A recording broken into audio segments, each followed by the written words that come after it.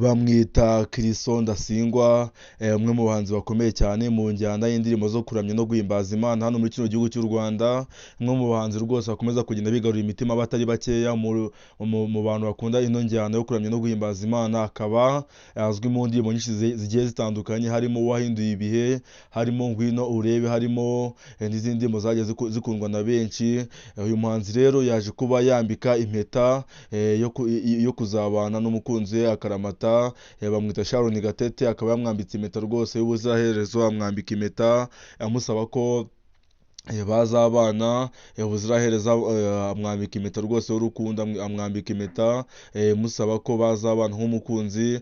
Ni ya mpeta rwose abantu ba kera cyangwa se abantu bakuze bakunda kwita ngo ni impeta ya fiançailles. Murabibona ko ari impeta rwose nziza cyane. Akaba ari impeta uyu nguyu Chrisson Ndasingwa yambitse umukunzi we Sharon Gatete, amusaba ko bazabana kandi ko babana ubuziraherezo bakabana akaramata. Rero ni umuhanzi Chrisson Ndasingwa, umwe mu bahanzi rwose bakomeza kugenda bitwara neza mu bahanzi baririmba injyana yo kuramya no guhimbaza Imana, injyana izwi nka gospel nk'uko mu ndimi z'amahanga bakunda kubyita.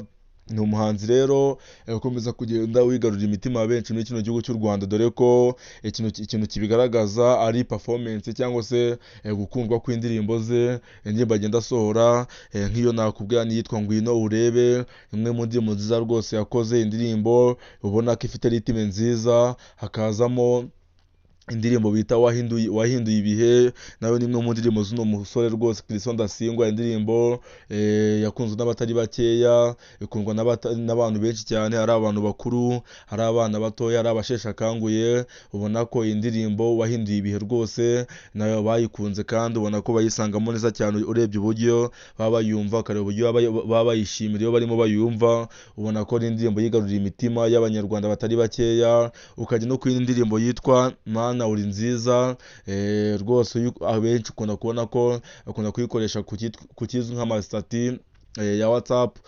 amastori ya Facebook, kuri Instagram, ku ma-challenge agiye atandukanye, ku bantu bashimira Imana, abantu bavuga ibyiza by'Imana bavuga ati Mana Uri Nziza.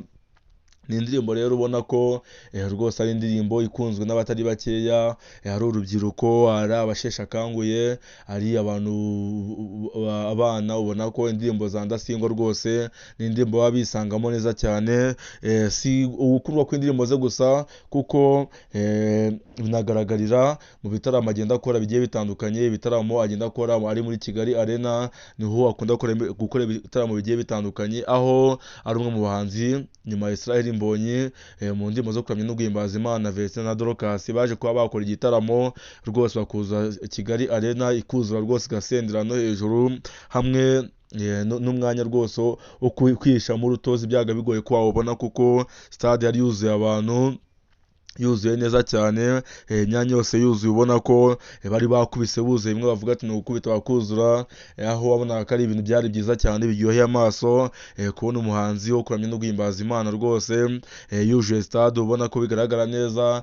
Ni umwe mu bahanzi rero bafite impano zigiye zitandukanye, harimo ko ari umuhanzi uzi gucuranga neza cyane, ikizwi nka gitari ndetse na senti. Ni umuhanzi rwose yarimo aririmbira abantu rwose, abaturage be, cyangwa se aririmbira abakunzi be mu bitaramo bigiye bitandukanye. Ubona ko abarimo bacurangira kuri gitari, wumva ko ari ibintu biba biryoheye amatwi. Rero mwamfasha tukamwifuriza intangiriro z'ubukwe bwiza, cyangwa se imyiteguro y'ubukwe, kuko iyo wambitse impeta umukunzi wawe, iyo wambitse impeta umuntu wifuza ko mwazarubana, nk'uko uyu Chrisson Ndasingwa yambitse impeta Sharon Gatete, biba bisobanuye ko nta kintu gikurikira kitari gutangira kwitegura ubukwe, gutangira gushaka ibintu byangombwa mu bukwe. Rwose urumva ko aricyo gikurikira.